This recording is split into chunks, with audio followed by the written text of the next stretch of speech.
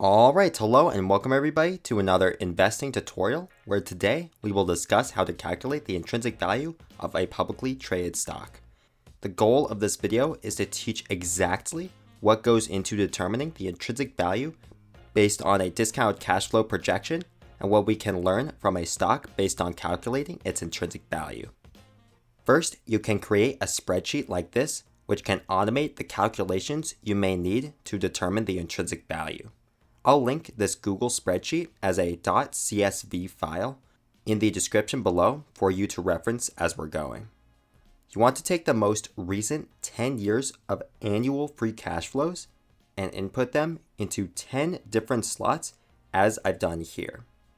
Then take the average of these 10 annual free cash flows and put it in a separate cell here. Then we reference the free cash flow average from above in a separate row of the spreadsheet to add a discount to each of the following years of free cash flows. This is called the discount factor, and it is crucial to this calculation. You simply add 1 to each discount rate and then bring that to the power of whatever year after the last free cash flow years you are projecting. This brings me to the meaning of the discount rate. The discount rate is the expected rate of return on investment. Typically, this is between 9 and 10%. You take the average free cash flow and divide it by the discount factor as we just calculated to determine the present value of free cash flow. Each of these cash flows are important and we project them up to 10 years after the most recent annual cash flow. Now, you might be wondering, what is the terminal value listed on the right here?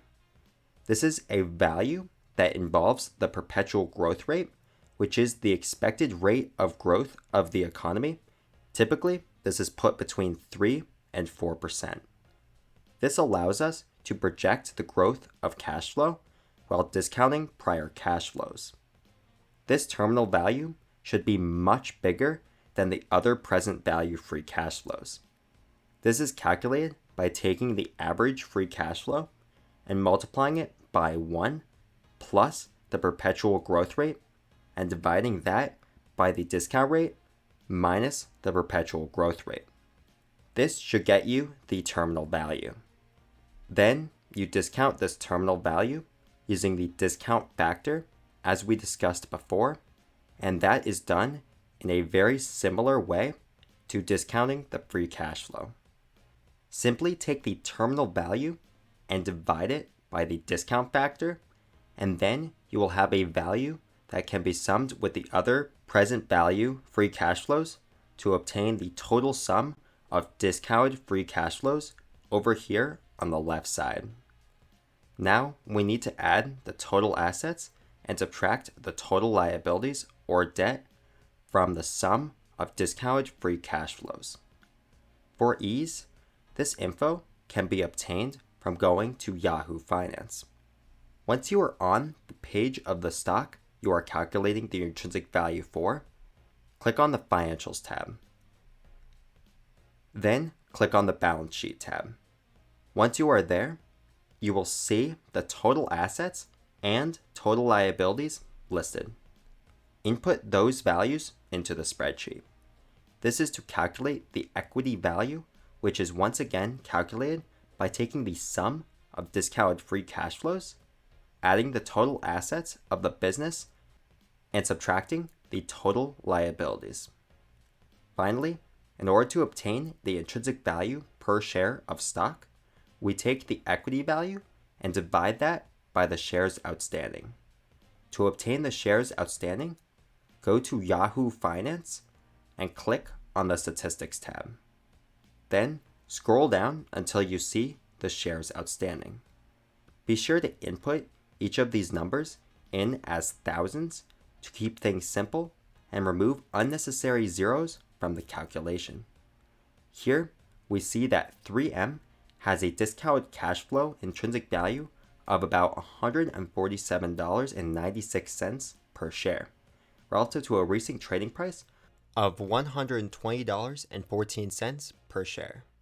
offering a 23% upside. This is crucial for value investors and growth investors, as it's important to know if you're overpaying for a stock or not. There are other factors to take into account when determining the value of a stock. For example, comparing its price to earnings, price to book, debt to equity, and return on equity with its peers in an industry, something we do regularly on our long-term stock analysis videos. If you wish to learn more about that, feel free to check out some of our recent stock analysis videos, specifically the valuation analysis. Overall, I hope you enjoyed this tutorial, and there are multiple ways to calculate the intrinsic value, and this is just one way, so please keep that in mind. I am not a financial advisor or anything like that, so please do your own research before investing. If you like this video and you want to see more content like this, please do like and subscribe, as it does help our channel, and please comment down below and tell us what you think about this intrinsic value, and we'll try to get back to you. Anyway, thank you so much for watching, and have a great day, everybody.